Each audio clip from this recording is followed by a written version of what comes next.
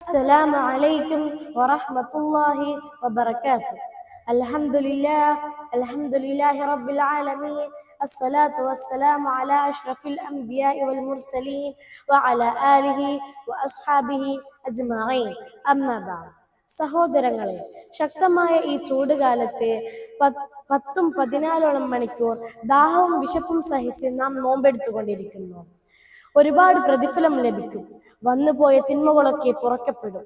റയ്യാൻ എന്ന സ്പെഷ്യൽ കവാടത്തിലൂടെ സ്വർഗത്തിലേക്ക് പ്രവേശിക്കപ്പെടും എന്നൊക്കെ നാം പ്രതീക്ഷിക്കുന്നു. പക്ഷേ പ്രിയമുള്ളവരെ, അള്ളാഹുവിന്റെ റസൂൽ സല്ലല്ലാഹു അലൈഹി വസല്ലം ചില നോമ്പുകാരെ പരിചയപ്പെടുത്തുന്നുണ്ട്. അവിടുന്ന് പറഞ്ഞു, റുബ്ബ സ്വാഇമിൻ ലൈസ ലഹു മിൻ സിയാമിഹി ഇല്ലൽ ജൂ. എത്രയോ നോമ്പുകാരുണ്ട്, അവർക്ക് തങ്ങളുടെ നോമ്പിലൂടെ പട്ടിണി കിടന്നതല്ലാതെ മറ്റൊരു പ്രയോജനവും ലഭിച്ചിട്ടില്ല. സഹോദരങ്ങളെ, പ്രഭാതത്തിനു മുമ്പേ അത്താഴം കഴിച്ച് മഗ്‌രിബ് ബാങ്ക് വരെ അന്നപാനീയങ്ങളിൽ നിന്ന് മാറി നിന്ന് നോമ്പെടുത്തിട്ടും എന്തുകൊണ്ടാണ് പാരത്രിക ലോകത്ത് അവർക്ക് പ്രതിഫലം ലഭിക്കാതെ പോകുന്നത്? മറ്റൊരു പ്രവാചകവചനം ശ്രദ്ധിക്കുക. عن أبي هريرة رضي الله عنه قال قال رسول الله صلى الله عليه وسلم.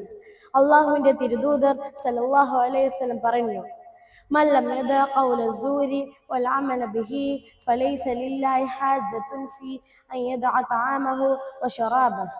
മോശമായ സംസാരങ്ങളിൽ നിന്നും പ്രവർത്തനങ്ങളിൽ നിന്നും മാറി നിൽക്കാത്തവൻ പകൽ അന്തിയോളം പട്ടിണി കിടക്കണമെന്ന് അള്ളാഹുവിന് യാതൊരു ആവശ്യവുമില്ല.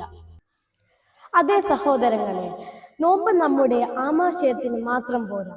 നോമ്പുകാരന് തന്റെ നാവിനെ നിയന്ത്രിക്കാൻ സാധിക്കണം, തന്റെ കാതിനെ നിയന്ത്രിക്കാൻ സാധിക്കണം, തന്റെ കണ്ണിനെ നിയന്ത്രിക്കാൻ സാധിക്കണം. അങ്ങനെ സ്വന്തത്തെ മുഴുവനായി നിയന്ത്രിച്ചുള്ള നോമ്പാണ് അള്ളാഹുവിന്റെ സമീപത്ത് സ്വീകാര്യോഗ്യമാകുന്നത്. ഈ രൂപത്തിൽ തഖ്വയോടുകൂടെ നോമ്പെടുക്കാൻ വിശ്വാസികളായ നാം ഓരോരുത്തരും പരിശ്രമിക്കുക. വആഖിറു ദഅവാനാ അൽഹംദുലില്ലാഹി റബ്ബിൽ ആലമീൻ. അസ്സലാമു അലൈക്കും വറഹ്മത്തുള്ളാഹി വബറകാതുഹു.